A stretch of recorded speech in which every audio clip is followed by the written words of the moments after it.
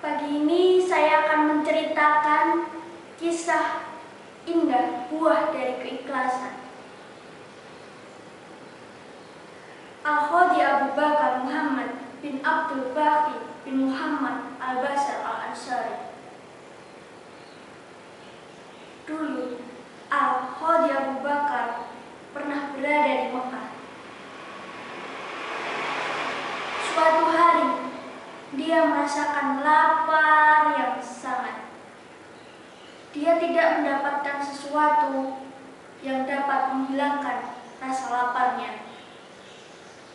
Tiba-tiba, ia menemukan sebuah kantong dari sutera yang diikat dengan kaos kaki yang terbuat dari sutera.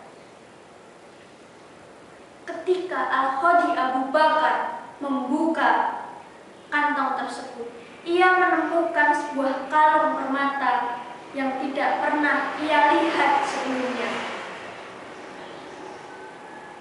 Kemudian ia membawa kantong tersebut ke rumahnya. Saat ia keluar rumah kembali, Al-Khodi Abu Bakar melihat seorang bapak tua yang berteriak mencari kantongnya yang hilang sambil memegang kantong yang berisi uang 500 dinar. Dia mengatakan, "Ini adalah bagi orang yang mau mengembalikan kantong sutra yang berisi permata." Kemudian Al-Khodi Abu Bakar mengatakan kepada dirinya sendiri, "Aku sedang membutuhkan, aku ini sedang lapar. Aku bisa mengambil uang dinar itu, dan aku akan mengembalikan kantong sutra. Emas itu bisa aku manfaatkan." Maka Al-Khodi Abu Bakar membawa bapak tua tadi ke rumahnya.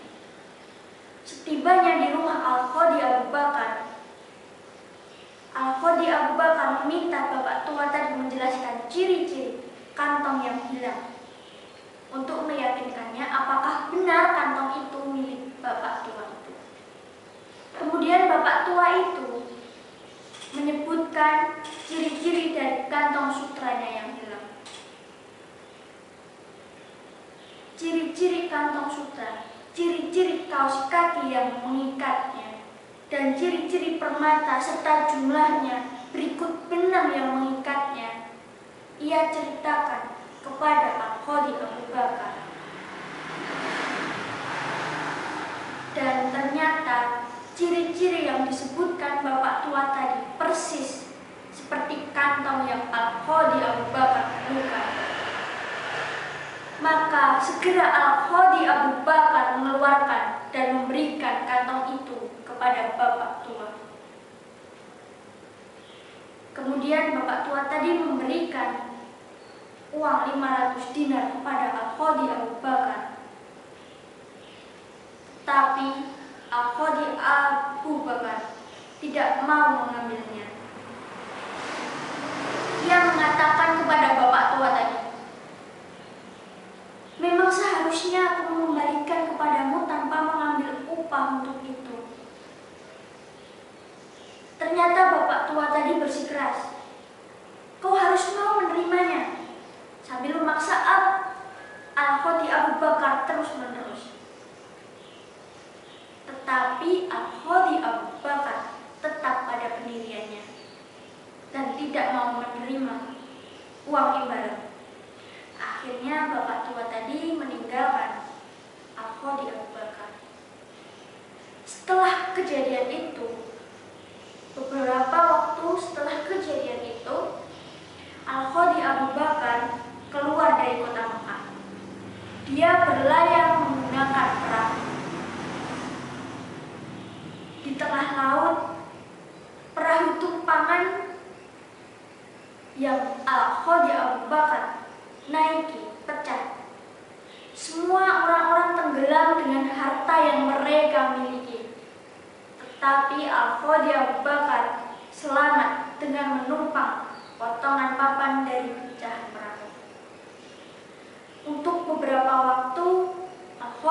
Bakar tetap berada di laut dan tidak tahu hendak pergi kemana.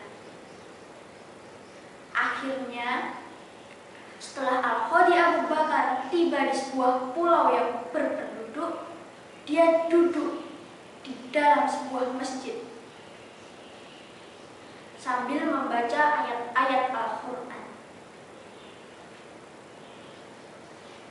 Ketika orang yang berada di masjid itu mengetahui bagaimana cara Al-Khodi Abu Bakar membacanya,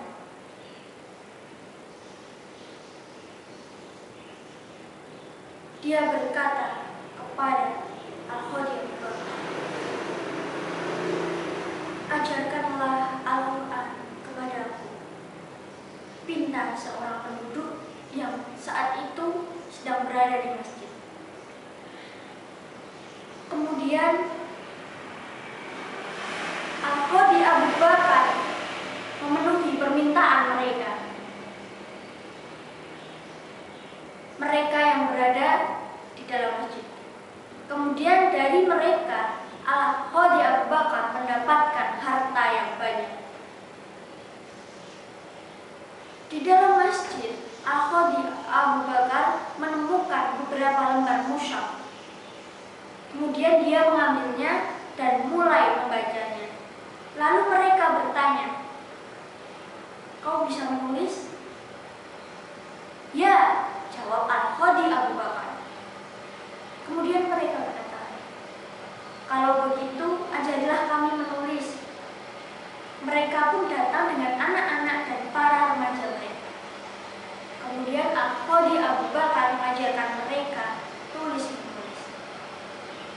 Dari itu, Al-Khodi Abu Bakar mendapatkan harta yang banyak. Setelah itu, mereka berkata pada Al-Khodi Abu Bakar, "Kami mempunyai seorang putri yatim. Dia mempunyai harta yang cukup. Maukah kau menikahinya?" Tanya mereka. Kemudian Al-Khodi Abu Bakar pun menolak. Tetapi mereka terus mendesak, "Tidak bisa. Kau harus mau." Itulah kata mereka memaksa Al-Khodi Abu Bakar. Akhirnya Al-Khodi Abu Bakar memenuhi keinginan mereka. Ketika mereka membawa anak perempuan itu ke hadapan Al-Khodi Abu Bakar, kemudian Al-Khodi Abu Bakar pun memandangi anak perempuan itu. Tiba-tiba dia melihat kalung permata yang dulu ia pernah temukan di Mekah, yang sedang dikenakan oleh anak perempuan itu di lehernya. Tidak ada yang Al-Khodi Abu Bakar lakukan saat itu kecuali ia terus memperhatikan kalung permata itu. Kemudian mereka berkata,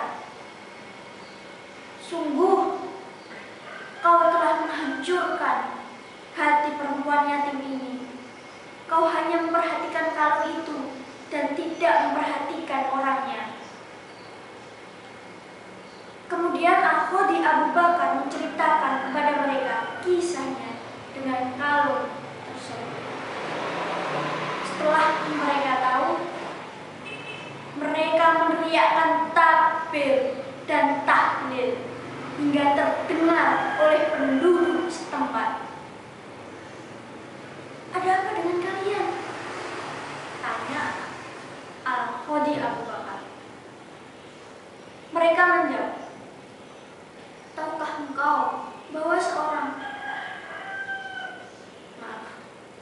engkau bahwa orang tua yang mengambil kalung itu darimu saat itu adalah ayah anak perempuan ini?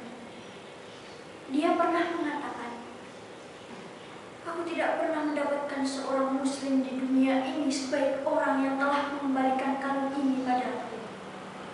Dan dia juga berdoa, 'Ya Allah, pertemukanlah aku dengan orang itu hingga aku dapat menikahkannya dengan putriku.' Dan sekarang sudah menjadi kenyataan." Meskipun anak perempuan itu telah yatim, namun doa sang ayah terkabul karena akhirnya Al-Qadi Abu Bakar dan anak perempuan yatim itu menikah, dan Allah Subhanahu wa Ta'ala telah mengabulkan doa sang ayah pemilik kalung tersebut. Subhanallah, subhanallah, subhanallah. Allahu Akbar, Allahu Akbar, Allahu Akbar. La haula wala quwata illa billah. Di tangan Allah lah segala urusan, dan hanya kepada Allah lah seharusnya kita bersandar dalam segala urusan kita. Ingatlah bahwa berbuat kebaikan tidaklah akan merugi, baik di dunia maupun di akhirat. Sebuah kisah dari keikhlasan seseorang dalam mengembalikan hak orang lain tanpa meminta imbalan yang berbuah kebahagiaan. Semoga kita bisa memetik hikmah dan pelajaran yang terkandung dalam kisah yang telah saya ceritakan tadi. Karena sesungguhnya Allah Subhanahu wa Ta'ala akan